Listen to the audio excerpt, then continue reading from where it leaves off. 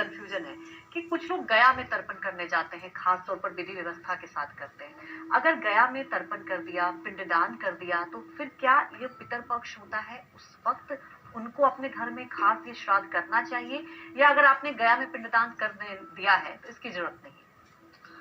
देखो, असली बात तो ये है, जो लोग गया में पिंडदान करने जाते हैं उसको गया के पंडा जी लोग ये कहते हैं कि अब आप अपने पितरों के लिए कुछ मत करिए। हाँ। ठीक है, क्योंकि वो ये विश्वास देना चाहते हैं जो आपने किया है, आपके सारे पितर मुक्त हो गए हैं, अब आप कुछ मत करिए। और कुछ लोग उस बात को मान भी लेते हैं। लेकिन जब हमारे शास्त्रों की बात की जाए, जब हमारे मतलब कि वेद की बात की जाए और हमारे शास्त्र के सम्मत नियमों की बात की जाए, तो गया श्राद्ध करने के बाद भी बहुत से ऐसे पितर होते हैं जो मुक्त नहीं होते हैं, जो नीच कर्म करके मृत्यु को प्राप्त हुए हैं, जिनकी हत्या हुई है, जिन्होंने आत्महत्या किया है, जो भ्रूण हत्या हुई है, वो पितर एक बार में गया श्राद्ध करने से नहीं जाते।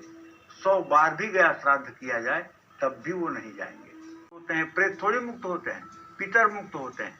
पितर मतलब जो अच्छे कर्म किए हुए हैं, लेकिन जिनका इतना पुण्य नहीं है कि स्वर्गाधिक लोकों में जा सकें या पुनः अच्छा जन्म पा सकें, वो मुक्त होते हैं। लेकिन जो प्रेत योनियों में भटक रहे हैं, जो ब्रह्म पिशाच बने हुए हैं, जो मतलब कि आसुरी वृत्ति के बने हुए हैं, वो थोड़ी मुक्त होंगे। उन्हें मुक्त करने के लिए जब तक श्रीमद् भागवत महापुराण का सप्ताह पारायण नहीं होगा, जब तक उनके लिए त्रिपिंडी श्राद्ध और नारायण बलि नहीं होगी, तब तक उनका गया श्राद्ध में मुक्त होना असंभव है।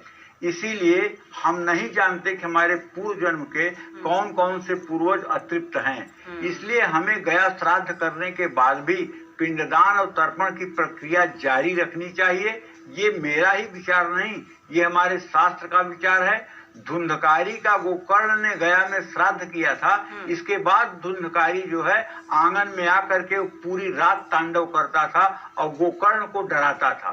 तब गोकर्ण ने उसके लिए जब भागवत का पारायण किया है, तब गोकर्ण जाकर के मुक्ति को प्राप्त हुआ है। इसलिए हम सभी अपने दर्शकों से ये आग्रह करेंगे अंजलि कि आप लोग भले ही गया श्राद्ध कर चुके हैं, लेकिन आप अपने पूर्वजों का घर में श्राद्ध करना बंद मत करिए, क्योंकि पता नहीं कौन सा पूर्वज अभी प्रेत योनि में फंसा हुआ है जिसके मुक्ति का विधान आपको करना है। तो इसका मतलब सबको ही करना चाहिए श्राद्ध? जी, सबको करना चाहिए और पता लगाने की कोई बात नहीं है। जब तक घर का चहुमुखी विकास न होने लगे, घर का मान सम्मान समाज में न बढ़ने लगे, प्रतिष्ठा न बढ़ने लगे, तब तक समझ लेना चाहिए कि पितर असंतुष्ट हैं। और जब बाएं हाथ से भी काम करने पर सफलता मिलने लगे तो समझ जाना चाहिए पितर प्रसन्न है।